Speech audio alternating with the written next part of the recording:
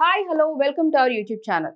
Last few ఎపిసోడ్స్లో మనం transformers 1, 2 గురించి మాట్లాడుకున్నాం. ఇప్పుడు ట్రాన్స్ఫార్మర్స్ 3 గురించి మాట్లాడుకోబోతున్నాం. మొదటి 2 భాగాలలో భూమిని రక్షించిన తర్వాత ఇప్పుడు 3వ భాగం కథ ట్రాన్స్ఫార్మర్స్ డార్క్ ఆఫ్ ది మూన్లో రోబోట్ల యుద్ధం మన ప్రపంచంలోకి కాదు విశ్వంలోకి విస్తరించింది. మరి ఆ డీటెయిల్స్ చూద్దామా?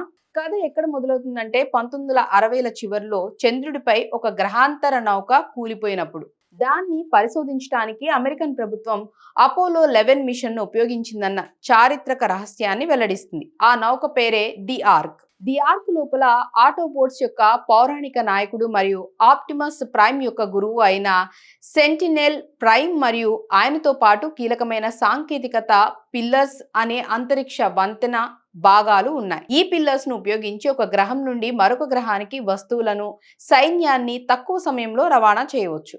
ఆటోబోట్స్ నెస్ట్ కలిసి ఈ ఆర్క్ ను చంద్రుడి వెనక భాగంలో కనుగొని సెంటినెల్ ప్రైమ్ మరియు కొన్ని పిల్లర్స్ ను భూమికి తీసుకువస్తారు.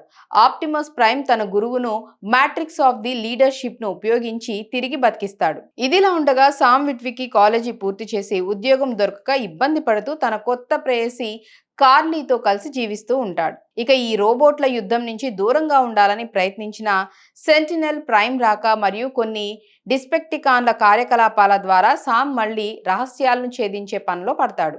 సెంటినెల్ ప్రైమ్ తిరిగి వచ్చిన కొద్దిసేపటికే అతను ఆటో బోట్స్ కు ద్రోహం చేస్తాడు. చాలా ఏళ్ల క్రితమే తన సొంత గ్రహమైన సైబర్ట్రాన్ ను కాపాడుకోవటానికి అతను మెగాట్రాన్ తో రహస్యంగా ఒక ఒప్పందం చేసుకున్నాడని వెల్లడిస్తాడు. ఆ ఒప్పందం ఏంటంటే భూమిని జయించి దాని వనరులను ఉపయోగించి సైబర్ట్రాన్ ను పునరుద్ధరించటం. ఈ ద్రోహంలో భాగంగా సెంటినెల్ ప్రైమ్ ఆటోబోట్లలో ఒక రకమైన ఐరన్ హైడ్ ను చంపేస్తాడు. మిగిలిన పిల్లర్స్ ను రక్షించి వాటిని ఉపయోగించి మెగాట్రాన్ యొక్క భారీ డిస్పెక్టికాన్ సైన్యాన్ని చికాగో నగరానికి రప్పించడం మొదలు పెడతాడు. సెంటినెల్ ప్రైమ్ అంతరిక్ష వంతెనను పూర్తిగా క్రియాత్మకంగా చేయగానే వందలాది డిసెప్టికాన్లు, వారి యుద్ధ నౌకలు మరియు భయంకరమైన షాక్ వేవ్ సైతం చికాగో నగరంలోకి దూసుకువస్తాయి. డిసెప్టికాన్లు మొత్తం నగరాన్ని ఆక్రమించి మానవులను బందీలుగా పట్టుకుంటారు. మెగాట్రాన్ మరియు సెంటినెల్ ప్రైమ్లు కలిసి ఆటోబోట్స్ భూమిని వదిలి వెళ్లాలని డిమాండ్ చేస్తారు. ఆటోబోట్స్ ఓటమి అంగీకరించినట్లు నటించి భూమిని వదిలి వెళ్తారు. కానీ వారు రహస్యంగా మళ్లీ చికాగోకు తిరిగి వస్తారు. నెస్ట్ దళాలతో కలిసి డిస్పెక్టికాన్లపై పోరాటం మొదలు పెడతారు. లక్ష్యం ఒక్కటే, సెంటినెల్ ప్రైమ్ చేతిలో ఉన్న ప్రధాన పిల్లర్ ను నాశనం చేసి అంతరిక్ష వంతెనను ఆపివేయటం. సామ్ విట్వికి, కార్లీ మరియు సైన్యం ధైర్యంగా డిసెప్టికాన్లతో పోరాడతారు. ఈ యుద్ధంలో సామ్ షాక్ వేవ్ ను ఓడించి ప్రధాన పిల్లర్ ను నాశనం చేయడానికి సహాయం చేస్తాడు. అంతరిక్ష వంతెన ఆగిపోతుంది.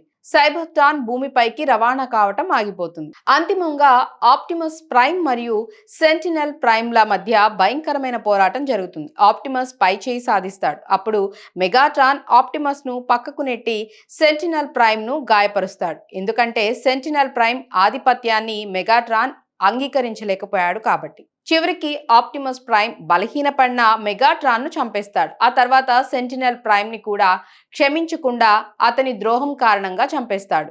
యుద్ధం ముగుస్తుంది. భూమి రక్షించబడుతుంది మరియు ఆటోబోట్స్ మళ్ళీ ఇక్కడే నివసించటానికి నిర్ణయించుకుంటారు. సో చూసారు కదా transformers dark of the moon కథ గురించి. మరి స్టోరీ ఎలా అనిపించిందో కామెంట్స్ లో చెప్పండి. అలాగే మరి వ్యూ నచ్చినట్లయితే మా ఛానల్ని లైక్ చేయండి, షేర్ చేయండి, సబ్స్క్రైబ్ చేసుకోండి. మరొక ఇంట్రెస్టింగ్ అప్డేట్ తో మళ్ళీ కలుద్దాం. Until then, take care. Bye-bye.